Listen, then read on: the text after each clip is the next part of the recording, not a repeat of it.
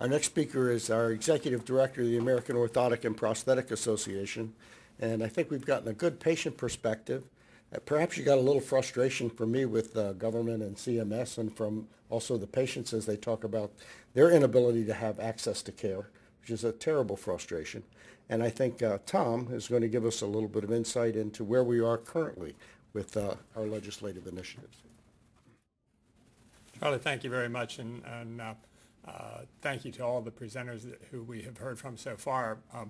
What I have is a little bit of a shift, and it's going to be very brief to talk about some of the legislative and regulatory issues very quickly, and research issues that relate to Medicare, to Department of Defense, VA, and the private sector.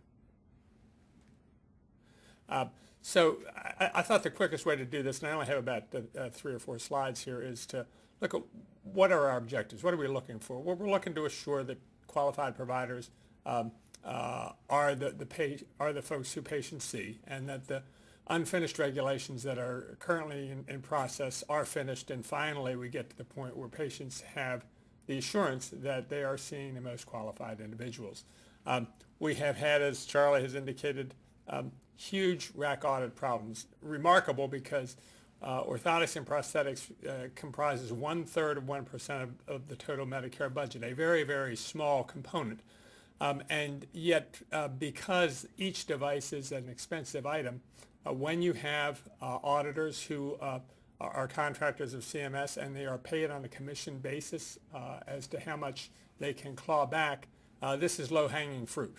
And so we've had that experience. We can help to solve that by reassuring that the orthotists and prosthetists notes of their interactions with their patients are actually considered by Medicare to be a legitimate part of the medical record. They were considered such until August of 2011. We need to restore that. On orthotics, we believe CMS needs to observe but not expand what the statute itself says. In the Medicare Modernization Act, it defined off-the-shelf orthotics as devices that could be used by the patient with minimal self-adjustment. Sadly, CMS would like to X out the self there and expand off-the-shelf orthotics into a much larger subgroup. And they have taken also to circumventing the standard rulemaking processes that have applied for years and years that give stakeholders, both patients and providers, some input, and have instead been using contractors to establish these policies. And also, of course, we need to continue and improve the commitment to funding of O&P outcomes research and educational initiatives. So there are 2 directions here and specific bills that I'll mention. We have the Medicare Orthotics and Prosthetics Improvement Act, that is HR 1530 and S 829. Those are very similar bills. They're not identical, but both of them are directed at the qualified providers and at a number of other issues. The prosthetists' notes being part of the medical record, assuring that off-the-shelf orthotics are properly defined, and assuring that we have better records, that we can track what happens with these audits and what happens when they go to a final decision. So important bill there. We also have a similar bill with which is HR 1526. What it does is a rather novel thing in that the prosthetists and orthotists, and Adrienne, you mentioned many have gone out of business because they have to front-end load the payments when an audit is performed. And they may wait now 3-4 years before they have their day in court before a judge to argue that, in fact, what they did was valid. The cash flow can strangle a business in that time.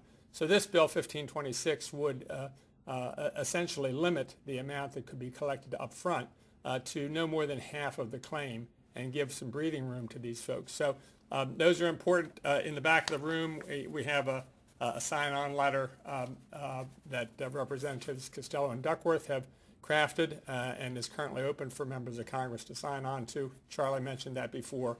And the last thing I will mention is the two research bills. We have S 1022 in the Senate and HR 1905 in the House, and that would continue a practice that began a couple of years ago, providing some funding through the Department of Defense for outcomes research in orthotics and prosthetics, which will help us understand what the benefits to patients are and what works best for patients. So it's important that we continue to do that. And finally, the reference to HR 1904 is a bill. There will be a similar bill in the Senate as well that will support the training and education of additional orthotists and prosthetists for the future. So all of these are items that are on the table. Again, I look forward to getting back to the specifics of the care that folks have now, and we're going to next look at the care that folks can look to in the future with some of the future directions for orthotic and prosthetic care.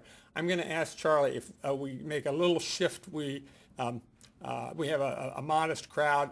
People have, I think, felt free to go back and grab a soda or whatever. I'd like to ask you to be patient with us for another 10 minutes or so, and I have Aaron and Ian have the opportunity to chat a little bit about what's ahead, and then we can kind of do questions and answers at that time and grab something to eat if that's okay with folks. So thank you very much for the chance to digress a bit about the legislative and regulatory side.